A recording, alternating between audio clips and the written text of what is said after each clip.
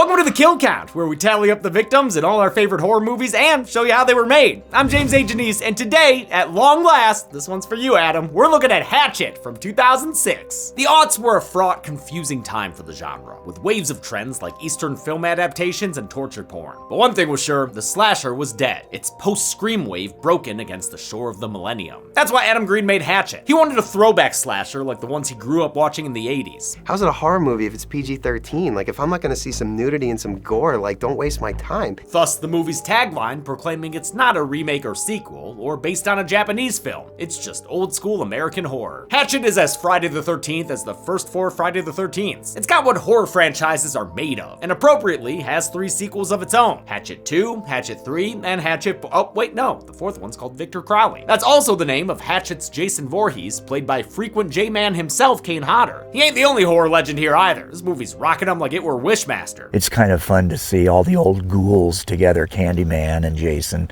and Freddy. Hatchet loves being a horror movie. It's in its DNA. It's a capital S slasher, and if you don't like those, well, you'll probably find a lot of faults here. The characters are mostly nothing, the aesthetic is mostly bro, and the story is mostly people running around in a swamp. That's it. It's cheap and dark, and even at 82 minutes, there's a lot of third act padding going on. But hey, the cast is good, and I can't emphasize this enough, the gore is incredible. These are some all-timer kills. I forgot about the tour. No, not the world tour.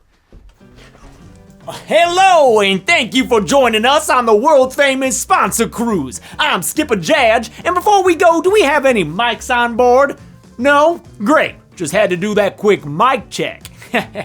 All right, we're entering the brush of today's sponsor, Manscaped. We're on a bit of a mission today, folks. We're trying to spot the rare Lawnmower 5.0 Ultra Gold. It's a special edition colorway of Manscaped's premier trimmer that's only available in limited quantities. Now, we can tell there's been some lawnmower activity around here from all the well-trimmed bush. Looking good, Jeff?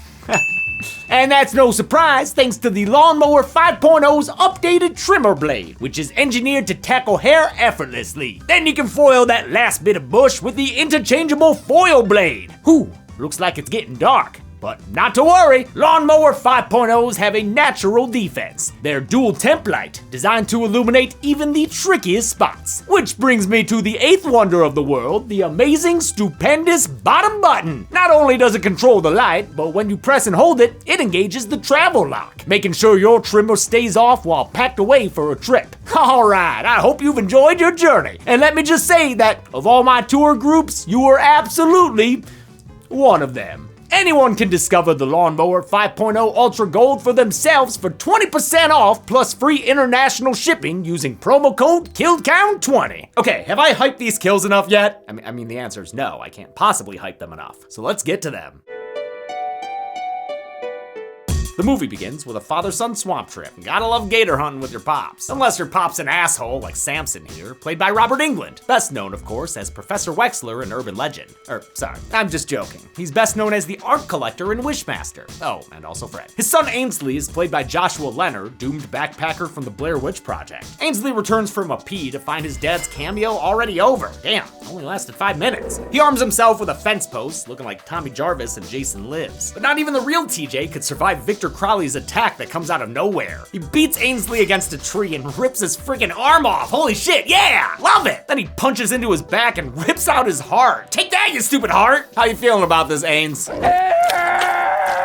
Yeah, sure looks like it does. The opening credits are a frat-tastic party in New Orleans with beer and boobs galore, and at least one metallic gentleman. It's a stereotypical Mardi Gras for stereotypical characters Ben and Marcus. And they're awesome friends, like Charlie, Dwayne, and I don't know, big-ass beer guy. But these beers might be too big-ass for Ben, who's sick of these sophomoric delights. Haven't you seen enough boobs? What? He's sad because his longtime girlfriend just broke up with him, and these boobs keep reminding him of hers. These scenes were shot on location in in New Orleans, one of the last film shoots before Katrina hit. They couldn't believe they got to shut down Bourbon Street for their little horror film. Writer-director Adam Green cameos as one of the nameless bros. What, so you can sit in your room and cry about Heather? A bunch of the crew played extras here. Producer Sarah Elbert plays a puking girl, and their Steadicam operator plays a guy who almost gets hit by a bus. Ben splits, hoping to find something more cultural. Marcus is a good enough friend to join him, even if it means no more boobs. Ben wants to do a swamp boat ride, but their first choice, Reverend Zombie, says the Candyman can't. I don't do night tours anymore. I'm not allowed to. Tony Todd puts in an even quicker cameo than the Fredster when he redirects them to another swamp boat captain down the road. And just like that, he's outie. I have to go tend to my birds. Thank you, sir. See you in the sequel. Their Plan B boat ride is at a place filled with bees. Boobies. There's an amateur porn producer there shooting two chicks with a camcorder. Great. Now Ben and Marcus both get what they wanted. God bless America. The swamp boat ride comes courtesy of this guy. Do you do a haunted swamp tour? Why, I do the only haunted swamp tour? Oh yeah, this is gonna be a real great time. The Boys and the Girls Gone Wild production join an older couple and a sulky chick. Ben sits next to Sulky and swiftly strikes out. Some buddies of mine back home went on this tour. Look, I'm sorry. I didn't come on this tour because I was hoping that just maybe I'd get to meet you. I mean, hey, she's got a point there, dude. Ben's sad boy character type is usually grating to me, but Joel David Moore actually makes him kinda likable. Moore's known for the freaking Avatar movies, and of course, Grandma's Boy. Please sit on my face. Pretty sad that he has just as much game here. Similarly, Marcus's audience surrogate character has a lot of charm thanks to Dion Richmond, who didn't even have to audition for the role. Either Green was a huge Cosby Show fan, or he loved him in Scream 3. Oh, you motherfucker! I don't always love the casual, improv-like dialogue between these two, but they do come off as real friends, and it's occasionally really funny. You spot me?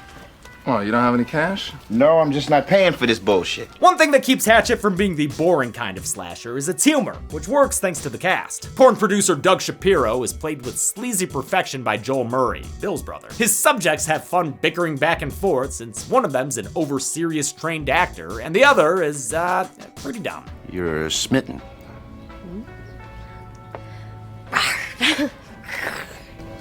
Misty is played by another genre vet, Mercedes McNabb from Buffy and Angel. And you can't go wrong with Richard Reilly, last seen on the kill count in Halloween 2, Rob Zombie's version. He provides a great don't-you-know-it folksy presence here as tourist Jim Permatteo. Nice camera. Making a movie? What kind of movie is it? Well, have you ever heard of Bayou Beavers? Sure. No. Originally, the Permatteos were racist, but it made them too unlikable, and test audiences didn't find it funny. They cut all that stuff out in the edit. Almost all of it. You can still catch Sharon giving Marcus a dirty look when he gets on the bus. They take off for their swamp tour through the city of New Orleans, with music that sounds like freaking this. That's gotta be an homage to the banjo introduction of Bacon and Pals in the original Friday. Oh, and hey, that looks a lot like a shot out of the intro of Nightmare 2. This is fun. Tour guide Sean, who's not very good at his job, gets them to the swamp and ushers them quickly onto his boat. Seems like they shouldn't be here, at least according to Jack Cracker, your average resident swamp drunk harbinger. Y'all gonna die. He's played by the late John Carl Buechler, who did makeup effects for this movie, and many others we've had on this show, including a serious list of heavy hitters, and also demonic toys. Buechler was involved with Hatchet way back when they were still trying to raise financing. He helped Green put together a teaser trailer that got people's attention, and put him in contact with Kane Hodder and Tony Todd. Todd agreed to a cameo role, knowing his character would have a bigger part in the sequel. The teaser earned two other fans who helped get the movie made through their promotion. First, a Fangoria writer known as Rotten Ryan Turek. Wow, he's such a baby here. Turek would go on to be a horror heavyweight, becoming a producer and VP of development at Blumhouse, and host of various podcasts. Seriously, dude is everywhere. The other advocate was Brad Miska at Bloody Disgusting, who later brought the VHS franchise to life. The swamp boat ride begins. Not that you can fucking see any part of it. What the hell is this? Hatchet versus Predator Requiem? Your tour sucks, Sean! Guys, would you just let me do my job? Can safely say I didn't see that coming. But yeah, aside from a brief Crowley sighting, the tour's a bust. Nothing on it is good. Your woo is so not in the moment. Yeah, well, your nipples are dumb. Not even the boobs! The boat hits a tree, gets stuck on some rocks, and the sky opens up like this were Return of the Living Dead. Before you know it, we're getting Titanic up in this bitch. There's shitty bilge rats, and the water gets to map table, so Jim Permatteo tries to lead an escape. He slips and gets his leg nommed on by a gator. Aw man, now how's he gonna jump to conclusions? Surly girly Mary Beth saves the day by shooting shooting that gator. Then everyone shuffles off the sinking ship, and before you know it, it's dung. They go further inland and look at Jim's leg. Diagnosis? It's not good. Sean admits this was only his second swamp tour, and that he's not even a local. I just moved down here from Detroit. Okay, but actually Detroit or like Farmington? Because I already don't trust you, dude. We learned that Mary Beth is final girling it up because her dad and brother were the guys who got killed in the beginning. These are his woods. Whose woods? Victor Crowley. She gives us Crowley lore, complete with flashbacks. Doodle-doo, doodle-doo. Victor Crowley was born disfigured, so the local kids would always tease him. That's why his dad kept him safe in their cabin, where he could take care of him in peace. But one Halloween night, Victor fell victim to a tragic prank. Teens with firecrackers caused a fire that trapped poor Victor inside. His dad got back. From where, dude? Trick-or-treating? And did his best to break his son free. He tried using the titular tool to help, but the hatchet wound up hacking into Victor. And it was an accident, but he hit him in the face with that hatchet. And poor Victor Crowley died. And yeah, we're counting VC, even though he's running around killing people in present day. Yet you know how it is with these Jason types. Adam Green first came up with the idea for Victor Crowley as a kid at summer camp. The counselors told an urban legend about a guy named Hatchet Face, but couldn't provide a backstory, so the 8-year-old Green came up with one himself. All the kids started crying, and the counselors were gonna send me home from camp. 10 years after Victor's accidental death, his dad Thomas died of a broken heart. And maybe, like, dysentery. I mean, he lived in a swamp. Vic's dad was played by Kane Hodder, the most famous Jason, even though he didn't start until the 7th one. It's great to see him play a sympathetic and loving father, however briefly. Hodder was excited about it too. I had been trying to do more characters outside the makeup as well. Hodder was also the movie's stunt coordinator and plays Victor Crowley most of the time. His assistant stunt coordinator donned the costume for the scene where he's killed. Kinda had to. Kane was busy playing his dad. Young Victor Crowley was played by actress and producer Riley Vanderbilt. And she's walking around the shop with this Elephant Man deformed face, and then this like little tank top and shorts, and the whole time I'm like, and it was really confusing. So confusing, in fact, that Green and Vanderbilt wound up dating and getting married for a few years. Ever since his father's death, Mary Beth says Victor Crowley haunts this swamp and kills people. But now that he's killed her people, she's here to kill him, even though he's already dead. How does that work? Never mind, there's this ghostly cabin. Ooh! Sharon doesn't buy this malarkey and wants to get help for her ham sandwich of a husband. They start limping their way towards the cabin. Hope they find someone who can help.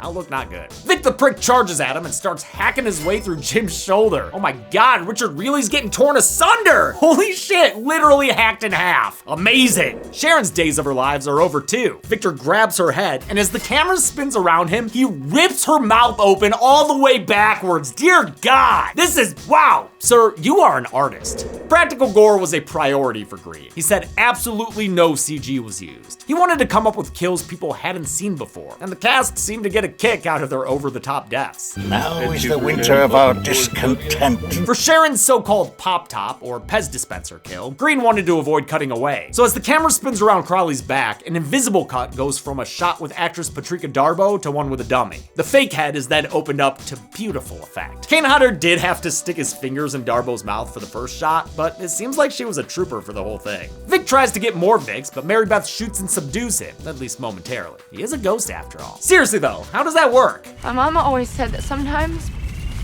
if a person dies all traumatic like, then their spirit can get kind of just stuck in the night they died. Oh.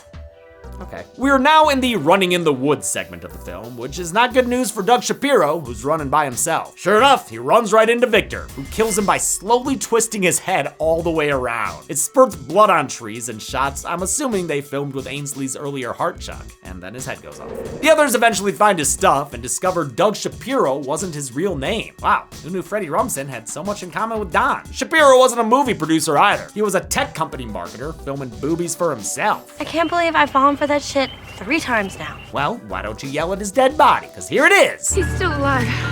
Are you sure? Because, listen, I'm actually kind of a professional when it comes to... Not him. Crowley. Oh yeah, that makes more sense. Mary Beth and Ben check out Vic's cabin in the woods, which doesn't have a mama head, but does have the bodies of Mary Beth's dad and brother. She's real sad about it. Actually, great acting here from Amara Zaragoza, who went by Tamara Feldman at the time. Good casting. She just had this aura about her where she's so beautiful, but you're afraid she might kick the shit out of you. The others are kind of just standing around when Victor jumps out and sticks a belt sander straight into Jenna's mouth. Nom nom nom. When his sand job's interrupted, he turns his attention towards Sean and swipes his leg off with a shovel. Wow. Don't worry, dude. I'm sure Mary Beth can save you, as long as she's got proper firearm technique. Well, nice knowing you, Sean. Victor kills the tour guide with a beheading via shovel. Underrated murder weapon, honestly. You know, for like a horror movie, not for like me in real life or anything. Victor gets back to Jenna, whose mouth ain't mouthin' anymore, and finishes her off by impaling her upon the upright shovel handle. See, another way to use it as a weapon. I didn't even think of that. Not that I need to, or anything. Production designer Brian McBride built a gas-powered belt sander for Jenna's kill. Looks like it sprays blood out the side for the effect. Then Beekler made a mangled face prosthetic that hid her real chin with dangling viscera. Blood was the name of the game, and everyone on set jumped on the bloody bandwagon. Not just the makeup people, it's like anybody would come up, you know, one of the grips. Yeah, get a little more blood on your shoulder, bro. Like, thank you, man, I'm cool. Yeah, thanks. There was so much blood splattering everywhere, they had to wrap the cameras in plastic. The survivors tried to collect their bearings, but Crowley ain't gonna let up on the pressure. Okay, just pitchfork him, I guess. Sure. That gives them a chance to get away again, but they realize they're gonna need to stop him for good or else he'll keep on coming back. Ben makes a plan to light Vic on fire with gas tanks he saw in the cabin. Great plan, except for the part where they all randomly split up. You know that spells death for Miss Misty, who gets left alone and promptly abducted when Mary Beth and Marcus aren't looking. Her head is tossed against Ben as he gathers up the gas, and shortly after, her torso is tossed as well. VC attacks Ben, but with Mary Beth's help, they manage to douse him in gasoline. Then they light him up like a Christmas tree with faulty wired lights. Oh, Kane, always doing fire stunts. I ain't complaining though, I never get sick of them, and I always like seeing them get extinguished on set. The fire finally quells Crowley for all of 2 seconds, and then it starts raining again, which puts him out. You gotta be fucking kidding me! The 3 remaining survivors run away until they find themselves in a cemetery. Thank God, a different setting than that fake-ass looking swamp. The majority of Hatchet was shot at Sable Ranch in Santa Clarita, California, which means production designer McBride had to make a desert look like a swamp. He also built the Crowley shack from the ground up, then had to rebuild it after a fire marshal said it was too close to some trees. The swamp may not look the best, but to be fair, production didn't have a lot of money or time to work with. An already short shooting schedule was further condensed thanks to unexpected rain and a network TV show stealing their location by parking a helicopter there. This is a suicidal schedule and we are doing it. The desert night shoots weren't easy, but Green kept spirits high with his energy. Yeah, I love you! Woo! I always love to see a director hype their crew. This movie's 100 times better than it ever could have been because of this crew. Victor finds them in the cemetery and chases them once again, at one point tackling and puking into Ben's mouth? What in the Peter Jackson? Mary Beth puts in good final girl in here. She's kicking the crap out of this killer and saving these dudes. But that can only last so long. Eventually, Marcus is grabbed and bear hugged by Crowley, who then rips both his arms off. I love the way Dion Richmond falls there. To finish him off, Victor swings Marcus into a grave like a killer Claudio Castagnoli. Kane Hodder's an intense guy and took playing Victor Crowley seriously. His monster makeup was done by John Carl Beekler, who had previously directed Hodder as Jason in Friday 7. The rest of the cast wasn't allowed to see the makeup before their scenes together. So as stunt coordinator, Hodder worked under a giant coat and visor. Before filming scenes, he would get the other actors scared by screaming bloody murder from afar. It was highly effective. He'd stay in character after Green called cut, too, and continue to chase the actors around the set. So I would run straight to the producer's tent because I knew he wouldn't go in there. I'd go get behind the monitors. Green also contributed to this atmosphere, keeping the cast scared through continual pranks. So there's never a safe moment. You never knew when somebody was gonna scare you. I still think they're not totally comfortable around me, but that's good. Victor grabs a spear from the gate and hurls it right into Ben's foot, pinning him to the ground. Instead of leaving him, Mary Beth helps Ben push the pole forward, ripping open his foot, but also impaling Crowley through the neck when he runs into it. Very final chapter-esque finish for the big bad, with a nice little blood spray as punctuation. But of course, I ain't counting Crowley again, because we all know that guy ain't really dead. We'll confirm it in a minute, right after Mary Beth gets her Alice moment. She has a boat, she has serene music, she has supposed safety as it drifts away from shore. But wait for it, Yep, there it is. Mary Beth's pulled underwater like that naked chick in Friday 7. She gets stuck on some plant life, but thankfully sees Ben's hand reaching down to help her. She grabs it, only to discover that Ben's severed arm is being held by Victor Crowley. Ben is bleeding out in the boat, and the movie ends with VC screaming into Mary Beth's face. How many bodies were fished out of the water in Friday the 13th Swamp Edition? Let's find out and get to the numbers. What? Little firefly friends? Oh my god! Wait, we're going somewhere? Where are you guys taking me? Go into the numbers. Go into the numbers. Go into the numbers. Taking you all the way. I counted 11 kills in Hatchet, and most of them were real gory. The victims consisted of 8 men and 3 women, a more than 2-to-1 ratio of dudes. This count and breakdown's been seen twice before on this show, and Freaky and Social Mediassicus too. With a runtime of 84 minutes, Hatchet had a kill on average every 7.64 minutes. I'll give the golden chainsaw for coolest kill to Sharon Permadio. Plenty of awesome kills in this thing, but that head rip is a masterpiece of sundered skin, and the tongue sticking out vertically at the end is a nice touch. Dull Machete for lamest kill will go to Samson at the beginning. But hey, Robert Englund spent enough time in the makeup chair. I'm glad he didn't have to get like a life cast or anything. And that's it. Hatchet came out in 2006 and made most of its money through DVD sales, because that was a thing that happened back then. Maybe one day I'll cover the sequels, but until then, I'm James A. Janice. This has been the Kill Count. On the next Kill Count. Hey, be good people. It's Dead Meat Video. Hey, we're the team at Dead Meat Video. Here with another Kill Count. I'm sorry, are we really doing this? Yeah, do we have to? Yeah, guys, it's part of the franchise, so. Okay. Here's VHS Viral! VHS Viral's wraparound vicious circles is a love story about a boy, a girl, and his camera. God damn it, Kev. No one to turn the thing off. He wants to get famous with a viral video or something. I seriously don't know. It makes no fucking sense, and it's shot like garbage. Keep going, we can edit that out. Dante the Great is a faux documentary about a trailer park magician and his magic demon cloak. There's no such thing as magic. Yes, there is, because only magic can explain how James got me to watch this thing. Ta-da. Parallel Monsters is a multiversal telenovela about a scientist who creates a door to another dimension. Cuando cruces a mi lado, empezamos a contar. Hey, not so fast, amigos. That's my trabajo. Try to keep it in your pants. Bone Storm is fine, and it follows some skateboarders across borders. Specifically, the Mexican one. That's where the donkey zebras roam free and the locals are just super friendly. Ustedes darán vida a nuestra adorable criatura. Will they survive this skating sesh with Satan? Well, only if they get some help from the local authorities. Oh, fuck that, vámonos! So this week, watch VHS Viral. Dude, Chelsea's gone. Then on Friday, make sure to tune in for the Kill Count. Seriously, your wife is missing. Only on Dead Meat. What is wrong with you? Wow, that's disgusting. Should my kid be watching this? Yeah, Dead Meat Video. Save yourself. Save yourself.